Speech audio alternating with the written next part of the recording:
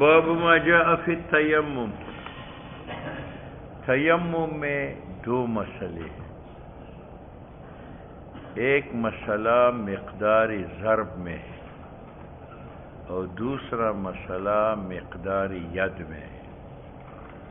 مقدار ضرب میں اختلاف یہ ہے کہ امام ابو حنیفہ، امام مالک اور امام شافعی کا مذہب یہ ہے کہ مقدار ضرب کا دو ہے. ایک مرتبہ ہاتھ ماری پھر اوپر بسے اور پھر ماری ہاتھوں کی، تو مقدار ضربے کا دو ہے. اور امام احمد ابن حنبل کا مذہب یہ ہے اور داؤدی ظاہری کا کہ مقدار ضرب کا ایک ہے.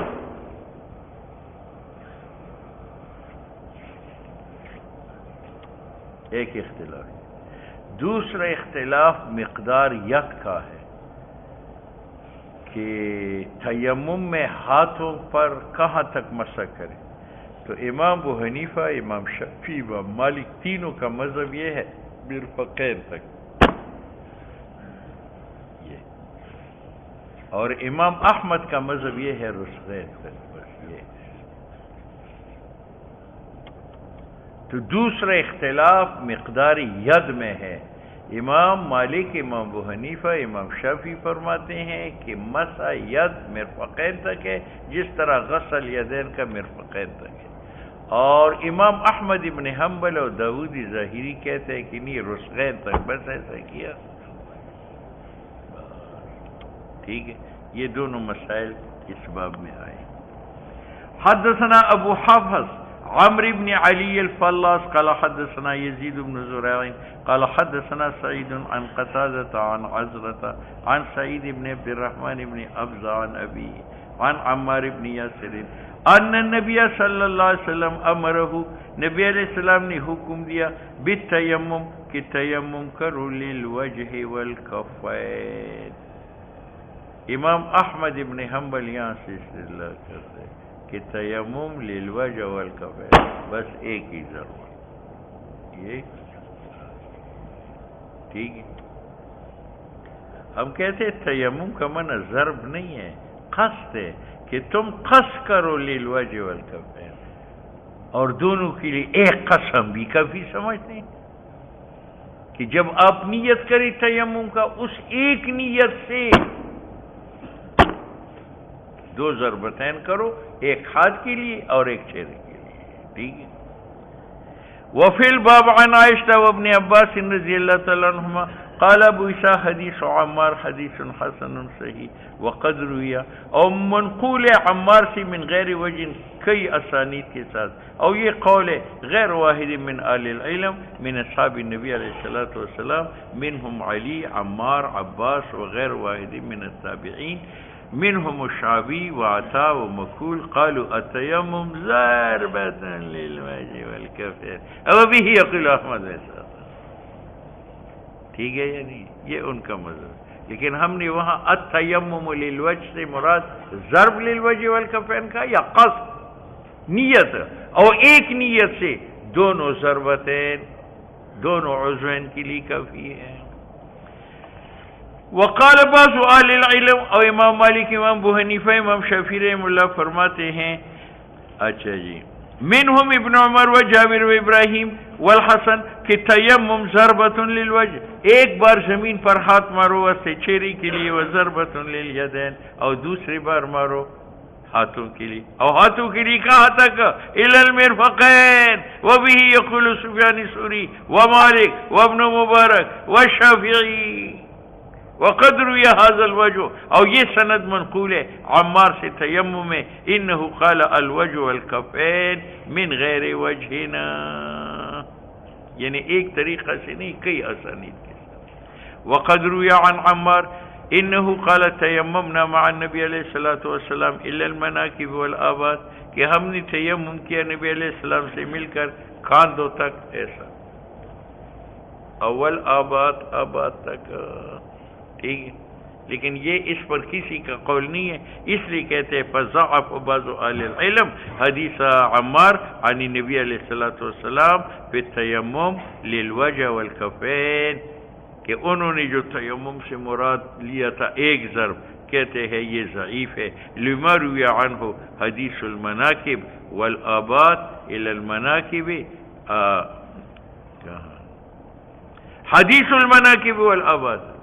اس سے امام احمد ابن حنبل کے وہ دوسرے قول کی تردید کرتا ہے کہ وہ کہتے ہیں الی الرسغین، تو کہتے ہیں وہی عمار تو نقل کرتا ہے کہاں تک؟ منابت تک اور آباد تک.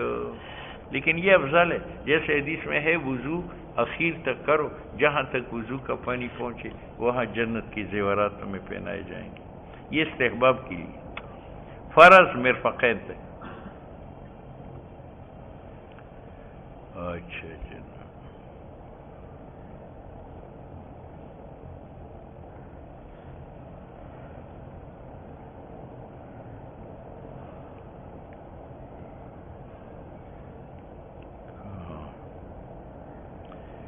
وہ حدیث عمار تیممنا مع نبی علیہ السلام، ہم نے تیمم کیا نبی علیہ السلام کے ساتھ مناکب و بعد تک. لیس بمخالف لحدیث الوجه والکفین لأن عمارا لم یذکر ان نبی علیہ السلام امرهم بذلك. یہ ایک سوال کا جواب ہے کہ حضرت عمار کی ایک روایت ہے کہ الی الکفین یہاں تک، لیکن دوسرا ہے الی المناکب والآباد. تو یہ عمار کی دونوں روایتین میں تعارض ہے. تو امام ترمذی کہتے ہیں تعارض نہیں ہے، جہاں کفین ہے وہ مامور بھی ہے یعنی فرض ہے، اور یہاں حضور کا عمل نقل کیا، حضور کا امر نقل نہیں کیا کہ یہ واجب ہے. تو واجب یہاں تک ہے اور باقی مستحب ہے.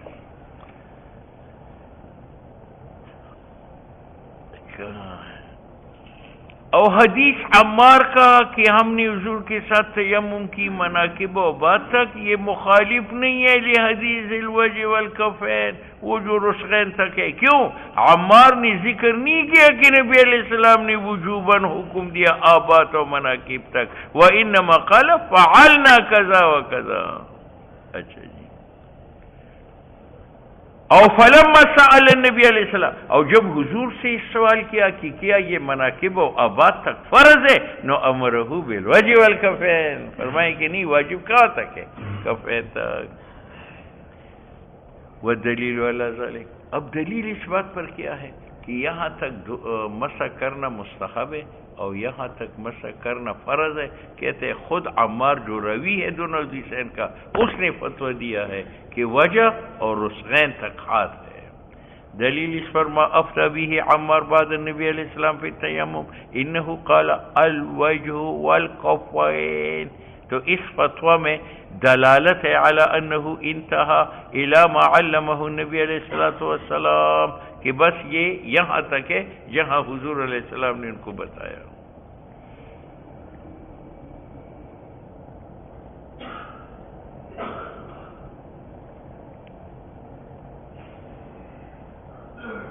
حدثنا يحيى بن موسى قال حدثنا سيد بن سليمان قال حدثنا هشيم عن محمد بن خالد القرشي عن داود بن حسين عن عكرمة بن عباس انه سئل عن التيمم. ابن عباس سے تیمم کے بارے میں پوچھا گیا، فرمایا اللہ تعالیٰ نے اپنی کتاب میں وضو ذکر فرمایا کہ تم منہ دو، ہاتھوں کو دو الی المرفقین. ٹھیک ہے، تو یہاں وضو میں تو ایدی کا منتہا آیا ہے مرافق، معلوم ہو کہ تیمم میں بھی مرافق ہے. اور تیمم کے بارے میں ہے فَامْسَحُوا بِوُجُوهِكُمْ وَأَيْدِيَكُمْ مِنْهُ. تو دیکھو وضو کے اندر تو منتہا بتلا دیا مرفقین ہے، اور تیمم میں مرفقین کی قید نہیں لگائی، ید کا ذکر ہے اور ید یہاں تک ہے. اس لیے امام احمد فرماتے ہیں کہ تیمم رسغین تک ہے. دوسرا، اللہ نے فرمایا السارق والسارقۃ فاقطعوا ایدیہما، تو ایدی سے مراد یہاں سے کاٹتے ہیں یا یہاں سے کاٹتے ہیں؟ یہاں سے. معلوم ہے کہ تیمم میں بھی ایدی سے مراد رسغین تک ہے. وقال والسارق والسارق فاقطعوا ایدیہما، نو سنت قطع میں کفین صرف رسغین ہے. اسی طریقہ سے تیمم میں انما هو الوجه والکفین یعنی تیمم. قال ابو عیسیٰ ھذا حدیث حسن صحیح. یہ جو عمار کی روایت الی الکفین آیا ہے تو نسائی کی روایت میں ہے کہ ان نبی علیہ السلام امرہ بتیمم للوجہ والیدین، وہاں کس کا آیا ہے؟ یدین کا۔ تو جس روایت میں کفین ہے، معارف نے کہا ذکر جس کا ہے جو کفین ہے، اور مراد کل ہے جو الکفین ہے، مرفقین ہے۔ باب بلا ترجمہ، اس میں یہ مسئلہ بیان ہے کہ جنوب کے لیے قرآن بغیر وضو تیمم کی پڑھنا جائز ہے یا نہیں ہے؟ تو ائمہ اربعہ کہتے ہیں ناجائز ہے۔ امام بخاری رحمہ اللہ کا مذہب یہ ہے کہ جنوب حالت جنابت میں قرآن پڑھ سکتا ہے۔ حدثنا ابو سعید الاشج قال حدثنا حفن بن غیاث وعقبة بن خالد قال حدثنا الأعمش وابن أبي ليلى عن عمرو بن مرة عن عبد الله بن سلمة عن علي قال كان رسول الله صلى الله عليه وسلم يقرئنا، نبی علیہ السلام ہمیں پڑھاتے تھے قرآن على كل حال ما لم يكن جنوبا۔ یہ ہے ائمہ اربعہ کی دلیل۔ قال ابو عیسیٰ حدیث علی حدیث حسن صحیح، وبه قال غیر واحد من علم من اصحاب النبی علیہ السلام والتابعین قالوا يقرأ الرجل، انسان پڑھ سکتا ہے قرآن على غیر وضوء، بغیر وضو کے، اولا يقرأ فی المصحف الا وهو طاہر، لیکن ہاتھ نہیں لگا سکتا جب تک وہ طاہر نہ ہو۔ وبه يقول سفیان شافعی احمد اسحاق مالک امام ابو حنیفہ۔ باب ما جاء فی الارض یصیب بول یصیب الارض،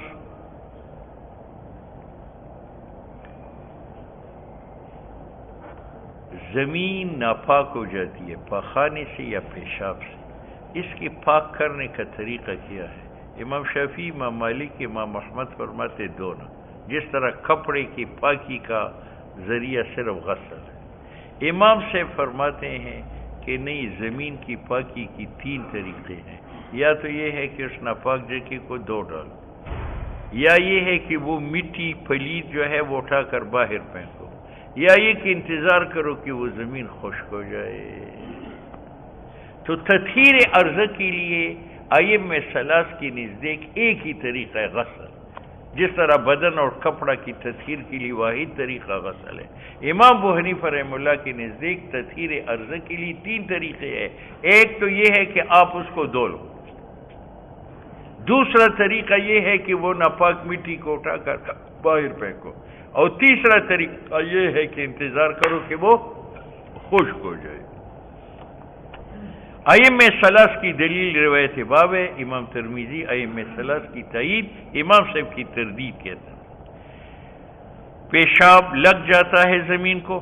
حدثنا ابن ابی عمرو ابن سعید ابن عبد الرحمن المخزومی قال حدثنا سفیان بن عیینہ عن زہری عن سعید بن مسیب عن ابی ہریرہ رضی اللہ تعالیٰ عنہم قال دخل عربی، ایک دیہاتی داخل ہوا مسجد نبوی میں، اول نبی صلی اللہ علیہ وسلم جالسن، حضور تشریف فرماتے، فصلی، اس دیہاتی نے نماز پڑھی، جب فارغ ہوا کہنے لگا اللہم ارحمنی و محمد ولا ترحم معنا احدا، یا اللہ مجھ پر رحم کرو، حضرت محمد صلی اللہ علیہ وسلم پر رحم کرو، اور رحم نہ کرو ہمارے ساتھ کسی تیسرے پر، یعنی تیسرے کو اپنے رحمت میں ہمارے ساتھ شریک نہ کرو۔ تو فلتفت، دیکھا اس کی طرف نبی علیہ السلام نے، فرمایا لقد تہجرت واسعا، تم نے تنگ بنایا وسیع رحمت کو، جو رحمت وسیع ساری کائنات کو شامل ہے، اس کو آپ نے بند کر دیا اپنے میں اور میرے میں، یہ غلطی ہے۔ اب ایک تو اس کی سادگی یہ تھی کہ اللہ مجھ پر اور حضرت محمد صلی اللہ علیہ وسلم پر رحم کرو، باقی سب کو محروم کرو، اور دوسری سادگی یہ تھی فلم یلبس، اس نے دیر نہیں لگائی نماز سے فارغ ہونے کے بعد، ان بال فی المسجد، کھڑے ہو کر مسجد میں پیشاب کرنے لگا۔ فاسرع الیہ الناس، صحابہ کرام اس کی طرف دوڑ پڑے کہ ان کو پکڑے اور روکے۔ نبی علیہ السلام نے فرمایا احریقوا علیہ سجلا من ماء، تم اس کی پیشاب پر ڈالو ایک ڈول پانی کا، یا سجلن کی جگہ فرمایا دلون من ماء، اور صحابہ کو تعلیم دی کہ اس کو روکو نا، انما بعثتم میسرین، تم کو بھیجا گیا ہے یسر، آسانی کرنے والا، ولم تبعثوا معسرین، اور تمہیں تنگی کرنے کے لیے نہیں بھیجیں گے. یہاں سے یہ میں صلاح سے استدلال کرتے ہیں احریق علیہ سجلا من ماء یا احریق علیہ دلوا من ماء. معلوم ہوا کہ ناپاک زمین کی پاکی کیا ہے؟ غسل. ٹھیک ہے. امام صاحب اس کا جواب دیتے ہیں کہ یہ ایک طریقہ ہے تطہیر ارض کا، لیکن اس میں دوسرے اور تیسری طریق کی نفی نہیں، اور ہم وہ دوسرا اور تیسرا طریق تطہیر کا ثابت کرتے ہیں دوسرے حدیث سے. زکوٰۃ الارض یبسها، زمین کی پاکی اس کی خشکی ہے. قال سعید قال سفیان وحدثني يحيى بن سعيد عن انس بن مالك نحو هذا وفي الباب عن عبد الله بن مسعود وابن عباس ووائلة بن أسقى رضي الله تعالى عنهما قال ابو اسحاق هذا حديث حسن صحيح عمل اسفر عند بعض اهل العلم وهو قول احمد واسحاق وقد روى يونس هذا الحديث عن الزهري عن عبيد الله بن عبد الله عن ابي هريرة. ابواب الصلاة.